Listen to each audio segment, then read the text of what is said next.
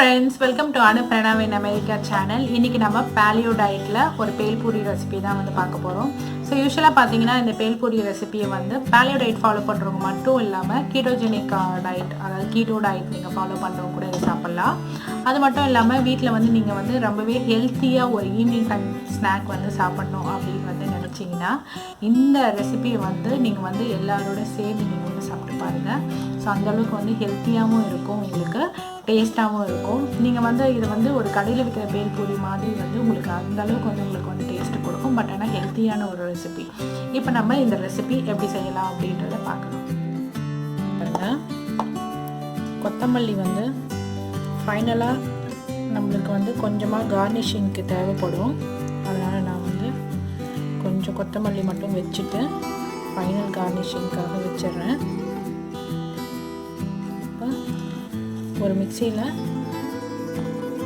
ஒரு கைப்பிடி அளவு கொத்தமல்லி, அதே கைப்பிடி அளவுக்கு புதினா வந்து ஆட் பண்ணிக்கலாம். இது கூட ஒரு பல்லு பூண்டு வந்து ஆட் பண்ணிக்கலாம். இப்போ நாம் இந்த லெமனை வந்து நல்லா வந்து புழிஞ்சு விட்டு நம்ம இதோட ஜூஸ் வந்து இதோட சேர்த்துக்கலாம். யூஷுவலாக பார்த்தீங்கன்னா லெமன் ஜூஸ் வந்து ஃபைனலாக இந்த இது வந்து அரைச்சதுக்கப்புறம் ஃபைனலாக வந்து நம்ம வந்து ஆட் பண்ணிக்கலாம் லெமன் ஜூஸ். பட் இந்த டைமில் நீங்கள் ஆட் பண்ணிங்கன்னா நல்லாயிருக்கும். காரத்துக்காக ஒரு பச்சை மிளகாய் ஆட் பண்ணுறேன். சப்போஸ் உங்களுக்கு காரம் அதிகமாக வேணும்னா நீங்கள் இன்னொரு பச்சை மிளகாவும் ஆட் பண்ணிக்கலாம். ஏன்னா புதினா கொத்தமல்லி நீங்கள் அரைச்சிங்கன்னா உங்களுக்கு ரொம்பவே வந்து கம்மியான குவான்டிட்டி தான் கிடைக்கும்.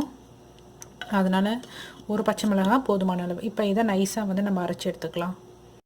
இதை நல்லா நைஸாக அரைச்சி எடுத்தாச்சு. இதில் கொஞ்சமாக வந்து நம்ம சால்ட் ஆட் பண்ணிக்கலாம். ஆட் பண்ணிவிட்டு அகெயின் நீங்கள் ஒரு பல்ஸ் வந்து அரைச்சி எடுத்துக்கலாம். இப்போ நமக்கு ஃபைனாக வந்து அரைச்ச க்ரீன் சட்னி ரெடி பேல் பூரிக்கு. பேல் பூரிக்கு வந்து பூரி வந்து ரெடி பண்ணிக்கலாம். அதுக்கு வந்து தேவையான பொருள் வந்து என்னன்னு பார்த்தீங்கன்னா சீஸ் வந்து ரொம்பவே தேவையானது. சீஸ் வந்து நான் வந்து மெக்சிகன் ஸ்டைலில் 4 வகையான சீஸும் வந்து இதில் கலந்துருக்கும். ஸோ அப்படி நீங்கள் போட்டிங்கன்னா எக்ஸ்ட்ராவாக நல்ல ஒரு ஃப்ளேவர் வந்து உங்களுக்கு கிடைக்கும். இப்போ நம்ம சீஸை வச்சு நம்ம வந்து பூரி வந்து ரெடி பண்ணிக்கலாம். அதுக்கு என்ன தேவை அப்படின்னு பார்த்தீங்கன்னா இந்த மாதிரி ஒரு டப்பர்வேர் கிண்ணம் வந்து எடுத்துக்கோங்க. அதில் சீஸை இந்த மாதிரி இந்த கிண்ணத்தோட ரவுண்டு ஷேப்புக்கு நம்ம வந்து போட்டுக்கலாம். போட்டுட்டு நான் வந்து இன்றைக்கி அவன் தான் யூஸ் பண்ண போகிறேன். அவன் இல்லாதவங்க வந்து பாலியோ ரவை தோசைன்னு சொல்லி நான் ஒரு ரெசிபி போட்டிருப்பேன். அதில் வந்து தோசைக்கல்லே வந்து தோசை மாதிரி உங்களுக்கு சீஸை வச்சு நான் பண்ணி காமிச்சிருப்பேன். அதே மாதிரி நீங்கள் பண்ணி எடுத்துக்கிட்டாலும் வந்து உங்களுக்கு கரெக்டாக தான் இருக்கும். உங்களுக்கு பூரியும் வந்து அதே மாதிரி நீங்கள் ஃபாலோ பண்ணுங்கள். பூரி வந்து ரெடி ஆகிடும், உங்களுக்கு நம்ம ஆகிடும். இப்போ நான் அவனில் வந்து எப்படி வைக்கணும் அப்படின்றது காமிக்கிறேன். நான் வந்து அவனில் வைக்க போகிறேன். ஸோ அவனில் வந்து நம்ம வச்சிடலாம்.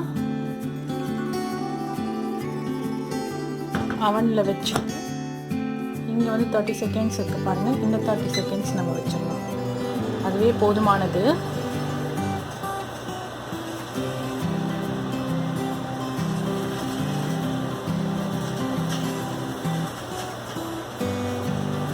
இப்போ நீங்கள் 30 செகண்ட்ஸ் ஆனதுக்கப்புறம் நம்ம அவன்லேருந்து எடுத்துட்டோம்.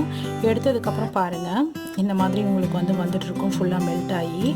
இதை நீங்கள் ஒரு ஓரமாக ஸ்பூன் வச்சு நீங்கள் இப்படி வந்து பண்ணிங்கன்னா போதும். உடனே வந்து பண்ணிவிடுங்க, அப்போ தான் உங்களுக்கு வரும். இல்லைனா உங்களுக்கு வந்து இது வந்து நம்பவே வந்து காஞ்சிடும் உங்களுக்கு. இப்போ இது வந்து கொஞ்ச நேரம் ஆறட்டும். ஆறினதுக்கப்புறம் பார்த்தீங்கன்னா இந்த மாதிரி வந்து ரொம்பவே கிறிஸ்பியாக உங்களுக்கு பிஸ்கெட் மாதிரி மாறிடும். ஸோ இதுதான் வந்து நம்ம பாலியோக்கு யூஸ் பண்ணுற பேல் பூரி. பூரி வந்து நம்ம ரெடி பண்ணியாச்சு. இது வந்து ஆறட்டும்.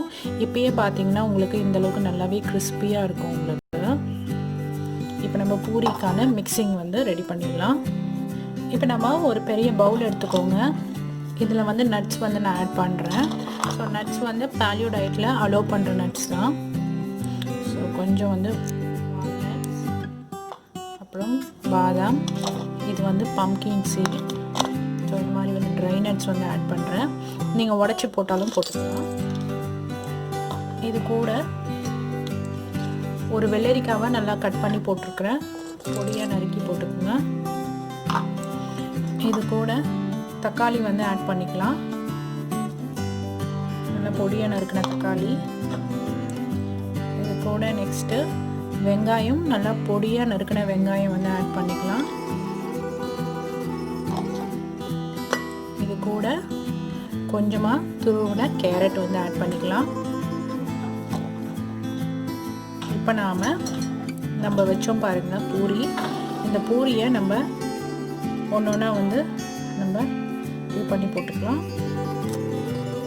பாருங்கள், இது வந்து பூரி மாதிரியே இருக்கும்.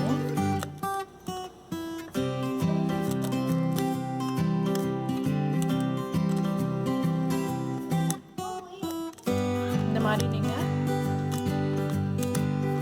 உடச்சி போட்டுக்கோங்க.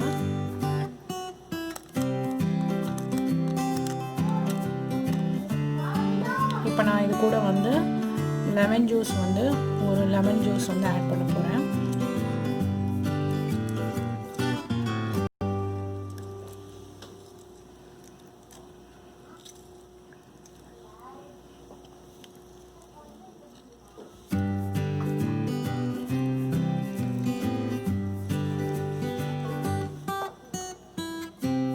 இது கூட நாம் கொஞ்சமாக வறுத்து அரைச்ச ஜீரகம் வந்து பவுடர் ஆட் பண்ணிக்கலாம். இது வந்து உங்களுக்கு நல்ல ஃப்ளேவர் கொடுக்கும். நீங்கள் வந்து ஒரு 1/4 டேபிள் ஸ்பூன் அளவுக்கு சாட் மசாலா கூட நீங்கள் ஆட் பண்ணிக்கலாம், அதுவும் நல்லா தான் இருக்கும். இப்போ நம்ம க்ரீன் சட்னி வந்து அரைச்சோம் பாருங்கள், அது இதில் 2 டேபிள் ஸ்பூன் மட்டும் ஆட் பண்ணிக்கிறேன். இப்போ ஃபைனலாக நம்ம கட் பண்ணி வச்சுருக்கிற கொத்தமல்லி தழையை ஆட் பண்ணிக்கலாம்.